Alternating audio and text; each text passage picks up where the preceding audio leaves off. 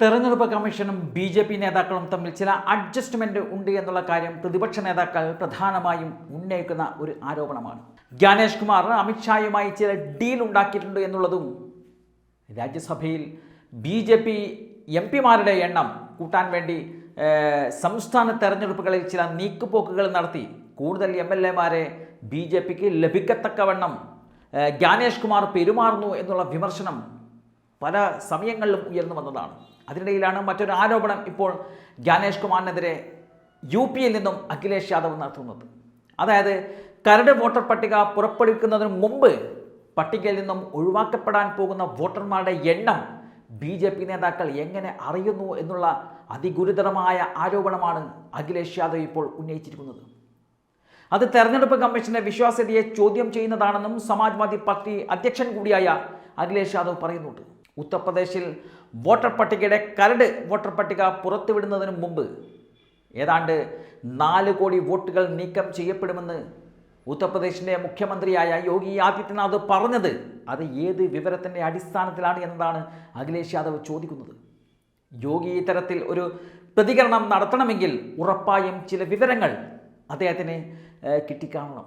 വിവരങ്ങൾ നേരത്തെ ചോരുന്നുണ്ടെന്ന പ്രതിപക്ഷ ആരോപണം ശരിവെക്കുന്നതാണ് ഇപ്പോഴത്തെ ഈ ഒരു സംഭവം. മാത്രമല്ല പല മണ്ഡലങ്ങളിലും വലിയ അട്ടിമറി നടക്കുന്നുണ്ട്. ഒരു ജില്ലയിൽ മാത്രം ഏതാണ്ട് 3 ലക്ഷത്തോളം വോട്ടുകൾ നീക്കം ചെയ്തിട്ടുണ്ട് എന്നുള്ള കാര്യവും ഇപ്പോൾ പുറത്തേക്ക് വരുന്നുണ്ട്.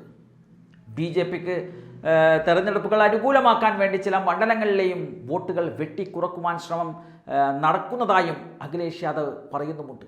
ചില മണ്ഡലങ്ങളിൽ ഇത്ര ലക്ഷം വോട്ടുകൾ വെട്ടിമാറ്റി എന്നുള്ള കാര്യങ്ങൾ ആധികാരികമായിട്ടാണ് പല BJP നേതാക്കളും പറയുന്നത്. BJP നേതാക്കൾ ഇത്തരത്തിലുള്ള പ്രസ്താവനകൾ നടത്തുന്നത് തെരഞ്ഞെടുപ്പ് കമ്മീഷന്റെ വിശ്വാസ്യതയെ തന്നെ ബാധിക്കുന്ന ഒരു കാര്യമാണ്. അന്തിമ വോട്ടർ പട്ടിക മാർച്ച് 6 മാത്രമേ പ്രസിദ്ധീകരിക്കുകയുള്ളൂ. പഞ്ചായത്ത് തെരഞ്ഞെടുപ്പിനുള്ള അന്തിമ വോട്ടർ പട്ടിക ഇത്രയും വൈകിപ്പിക്കുന്നത് വസ്തുതകൾ മറച്ചു വെക്കാനാണോ എന്നുള്ള ചോദ്യം ജ്ഞാനേഷ് കുമാറിനോട് അഖിലേഷ് യാദവ് ചോദിക്കുന്നുണ്ട്. ഉത്തർപ്രദേശ് ചീഫ് ഇലക്ടറൽ ഓഫീസറായ നവദീപ് റിൻവ അദ്ദേഹം നൽകിയ വിവരങ്ങൾ പ്രകാരം ആകെ ലിസ്റ്റ് ചെയ്തിരുന്ന 15.44 കോടി വോട്ടർമാരിൽ 2.89 കോടി പേരെ ഒഴിവാക്കിയെന്നും 12.55 കോടി പേരെ പട്ടികയിൽ നിലനിർത്തിയെന്നതാണ് പറയുന്നത്. മരണം, സ്ഥിരമായ താമസം മാറൽ, ഇരട്ട രജിസ്ട്രേഷൻ എന്നിവ കാരണമാണ് 18% വോട്ടർമാരെ ഒഴിവാക്കിയതെന്നാണ് റിപ്പോർട്ടുകളിൽ പറയുന്നത്. ബീഹാറിൽ വൻ അട്ടിമറി നടത്തിയ കാര്യങ്ങൾ ചൂണ്ടിക്കാണിച്ചാണ് UP-യിൽ അഖിലേഷ് യാദവ് തെരഞ്ഞെടുപ്പ് കമ്മീഷനെതിരെ ഇപ്പോൾ ആഞ്ഞടിച്ചിരിക്കുന്നത്. ലോക്സഭാ തെരഞ്ഞെടുപ്പിൽ വലിയ മുന്നേറ്റം നടത്തിയ ഇന്ത്യ സഖ്യം നിയമസഭാ തെരഞ്ഞെടുപ്പിൽ അട്ടപടലം താഴെ വീഴണം എന്നുള്ള BJPയുടെ ഒരു ഹിഡൻ അജണ്ടയുടെ ഭാഗമായിട്ടാണ് ഇപ്പോൾ ഇത്തരത്തിൽ ഒരു നീക്കവുമായി മുന്നോട്ട് വരുന്നത് എന്നാണ് പ്രതിപക്ഷ നേതാക്കൾ ഇപ്പോൾ ആരോപിക്കുന്നത്. നരേന്ദ്രമോദി അടക്കം വാരണാസിയിൽ വീഴുമെന്നുള്ള ഭയം BJPക്ക് തെരഞ്ഞെടുപ്പ് സമയത്തുണ്ടായിരുന്നു. കോൺഗ്രസും സമാജ്വാദി പാർട്ടിയും ഒറ്റക്കെട്ടായി ലോക്സഭാ തെരഞ്ഞെടുപ്പിനെ നേരിട്ടപ്പോൾ മികച്ച റിസൾട്ട് ഉണ്ടാക്കിയെടുക്കുവാൻ സാധിച്ചിരുന്നു. അതുപോലെ തന്നെ വരും തെരഞ്ഞെടുപ്പുകളിലും ഈ സഖ്യം തുടരുമെന്നുള്ള കാര്യം കോൺഗ്രസും അതുപോലെ തന്നെ സമാജ്വാദി പാർട്ടിയും നേരത്തെ തന്നെ പ്രഖ്യാപിച്ചിരുന്നതാണ്.